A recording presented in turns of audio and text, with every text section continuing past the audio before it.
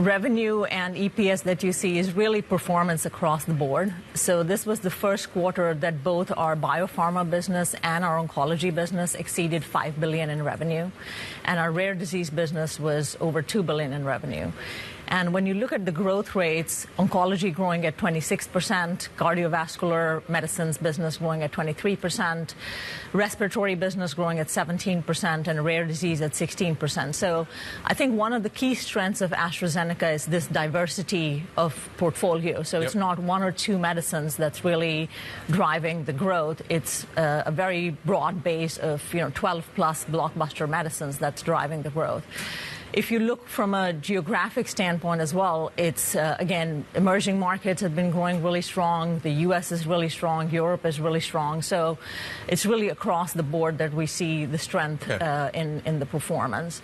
But what's really exciting, you mentioned the investor event, is the portfolio that we have. So it's really the pipeline and how that pipeline is coming to maturity, and we're continuing to invest in that pipeline. I think that's what's really exciting. OK, so everything's doing quite well. The Investor Day is going to be worth turning up for. All good so far. What you are doing is also a series of bolt-on acquisitions. So again, I come back to the business. I look at kind of where you're performing, and you're telling me you're performing really well across the board. If you think about further bolt-on acquisitions, therefore, are you agnostic as to which area of the business you would be bolting those bolt-ons to, or are there specific areas you think that actually could do with bulking up with those bolt-ons? So we've done multiple bolt-ons, as you mentioned, over the last 18 months. We've spent about $6.7 billion in capital across multiple acquisitions and BD transactions. We've defined our core therapeutic areas as oncology, cardiovascular medicines, respiratory, and rare diseases. So those are the core areas within which we will look to license products or add products. So this process carries on? I think I'm not sure it carries on. I think we've been very active in the last 6-8 months, probably 12 months. But before that, for the last 2 or 3 years, we weren't really active. So I think it's maybe the nature of the market and being able to find certain opportunities, and also how they strategically fit with our vision. So, for example, we acquired a company called Gracell, which is in the cell therapy space. And cell therapy is a technology that is starting to come to maturity, and probably will have implications not only in blood cancers, which is where it's now being used, but also solid tumors as well as autoimmune diseases. So I think as technologies mature, we look at where are things which, when we can think of the next 10 years and the 10 years beyond that where we invest. Aradhana, good morning. I want to ask about the margin story at AstraZeneca, because clearly these numbers will please the market, and you've talked about the growth rates that you're seeing. A lot of this growth, a lot of this pipeline, though, needs quite a lot of R&D and needs a lot of spending on it. And there do seem to be some investors a bit concerned about how you keep your margins. What can you tell us about how you protect those margins? What's front of mind? Yeah, so when we look at margins, we really think about, are we getting operating leverage in the business? So is our revenue growth higher than our expense growth? And that is clearly the case. So, for example, this quarter, we saw a 19% growth in revenue and a 13% growth in SG&A. Obviously, you need to invest to drive that top line. We also invest about 22% of our revenue in R&D.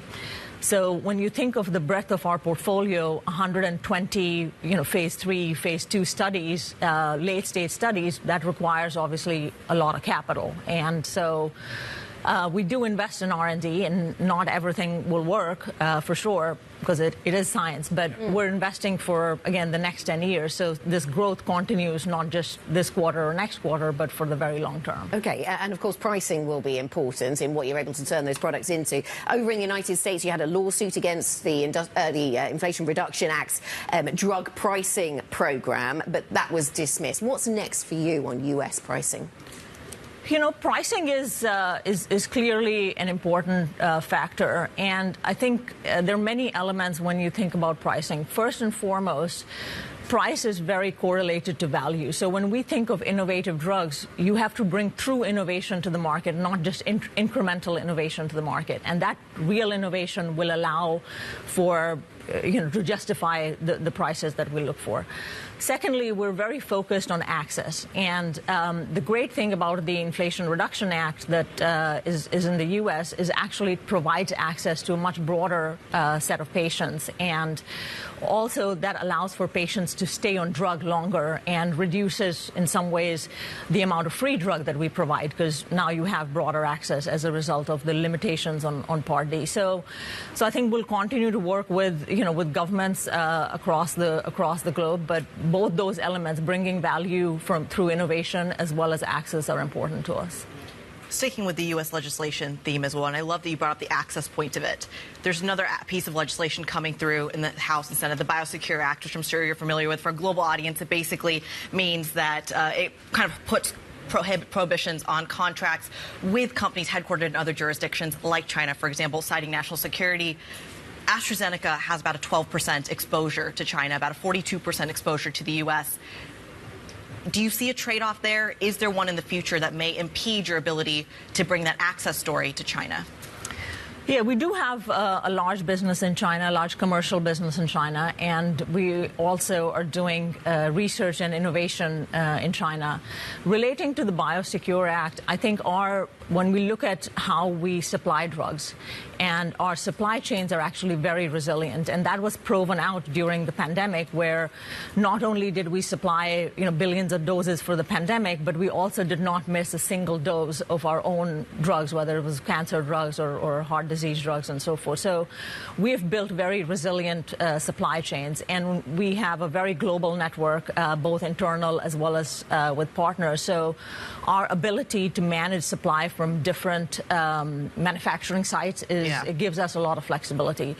That being said, we obviously will comply with whatever regulations there are, but I think we have a very resilient supply chain and probably will not have much impact as a result. So very quickly here, does comply mean limiting the exposure with China if the U.S. imposes that?